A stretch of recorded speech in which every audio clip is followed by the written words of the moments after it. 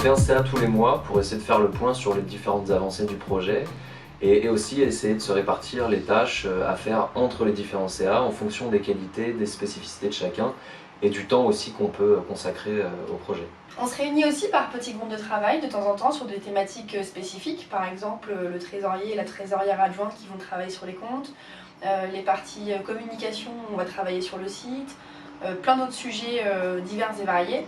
On se réunit vraiment en petits groupes sur des temps donnés pour avancer sur des sujets.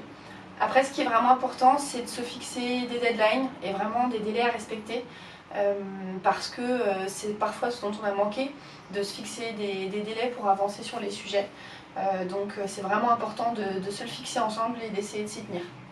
Alors c'est important aussi de tout noter, voilà, quand on peut avoir des réunions avec différents intervenants, quand on peut avoir des réunions entre nous, c'est bien d'avoir une trace écrite. De même lorsqu'on a un engagement avec une association ou un intervenant, c'est important aussi que ça se soit retranscrit par écrit, voilà, pour qu'il y ait une trace. Après, ce qui est aussi important d'avoir à l'esprit, c'est que même si c'est possible pour tous, un projet comme ça prend beaucoup de temps. Mais bon, nous, on a tous des vies professionnelles remplies par ailleurs. Donc l'important, c'est de trouver une bonne organisation et de pouvoir essayer de se projeter à long terme. Au départ, ça demande certes un investissement en temps très important, mais aujourd'hui, on aspire à ce que ça nous en demande moins pour que ça puisse être viable sur la vie entière. Et pour ça, on a débloqué des fonds pour mettre en place un poste pérenne de chargé de mission. Donc on fait appel à un prestataire externe qui passe par une coopérative. Et donc l'objectif de ce poste, c'est de nous décharger sur toute la partie opérationnelle qui est extrêmement chronophage, notamment le lien avec les familles, avec les partenaires, etc. Pour que nous, on puisse se concentrer vraiment sur la gouvernance du projet.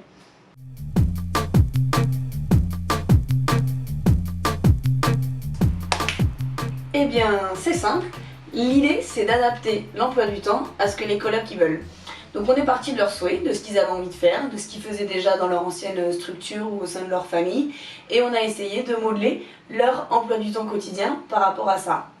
Donc il y en a un coloc qui va à la fac, il y en a une qui va au judo, et chacun s'organise en fonction de ce qu'il a envie de faire. Donc on met en place les accompagnements en fonction des besoins et des envies des colocs.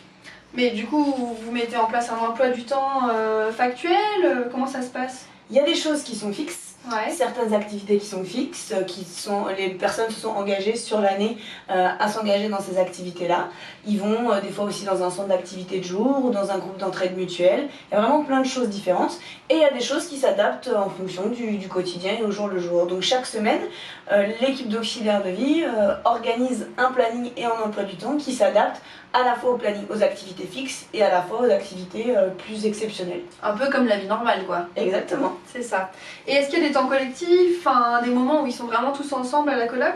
Oui, il y a aussi des temps collectifs, on essaye d'y travailler parce que c'est vite que l'organisation de la vie peut faire en sorte que chacun va dans son coin et on oublie ces temps collectifs, donc on essaye d'y faire attention et de les fixer de temps en temps dans les emplois du temps. Donc ça arrive que ce soit en week-end, ça arrive que ce soit en journée, on essaye en soirée, voilà, on s'adapte au fur et à mesure. Mais tu parles des week-ends. Justement, le week-end, ils font quoi ? Eh ben c'est pareil, ils font ce qu'ils veulent.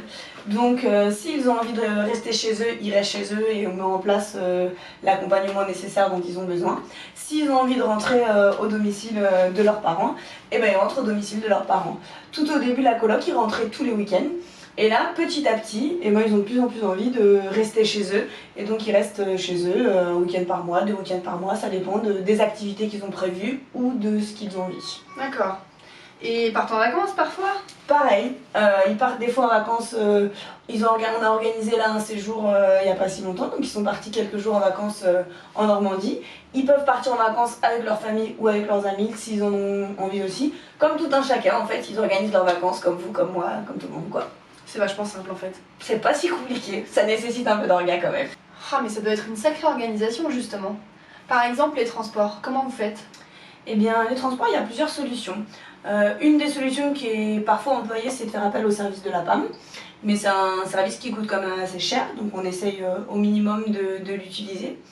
On utilise aussi parfois les véhicules personnels des auxiliaires de vie, pour lesquels ils sont dédommagés sous la forme de frais kilométriques payés directement par les colocataires. Ou là actuellement on utilise le véhicule d'une des familles, pareil, qui est remboursé par l'intermédiaire de frais kilométriques, mais on va pas tarder à pouvoir acheter un véhicule pour l'association, et ce sera pareil, ce sera des frais kilométriques qui seront demandés aux colocataires pour leurs différents déplacements. Oui, comme toi et moi, finalement, quand on part en week-end, on paye notre essence et nos kilomètres. Exactement, pareil. D'accord. C'est plutôt bien rodé. On essaye. Et d'après toi, pour l'intendance, ça se passe comment? Ah bah pour l'intendance, tout est bien rodé aussi, hein. Ils ont une aide ménagère qui vient les aider pour toutes les tâches qu'ils peuvent être amenés à faire, plier le linge, laver leur chambre, etc. Et puis qui vient aussi faire le ménage des parties communes. Sur la partie menu, bah, on essaye de les impliquer au maximum dans le choix des menus, dans la mesure du possible. Ils participent, les colocs participent également aux courses, aux tâches de la vie quotidienne avec l'équipe d'auxiliaires, encore une fois, dans la mesure de leurs possibilités. Et pour que l'organisation au sein de la colocation tourne, ça nécessite quand même un point de vigilance tout à fait important sur l'équipe d'auxiliaires de vie qui est présente au quotidien. On s'est rendu compte au démarrage du projet que c'était assez compliqué pour eux de réussir à bien se transmettre les informations, à bien communiquer entre eux. Les auxiliaires de vie, ils n'ont pas généralement pour habitude de travailler en équipe, donc il y avait vraiment un gros travail à faire là-dessus. Et on a réussi, en lien avec le service prestataire, à mettre en place un coordinateur qui est chargé à la fois d'aider à la gestion de l'équipe et à l'organisation interne de la colocation, et également de travailler au projet de vie et à l'accompagnement éducatif de chaque jeune.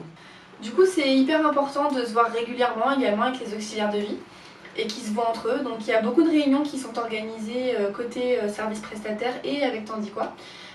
Et puis un autre point très important aussi, c'est de former les auxiliaires de vie à différentes thématiques, l'épilepsie, l'utilisation de certains appareils, etc.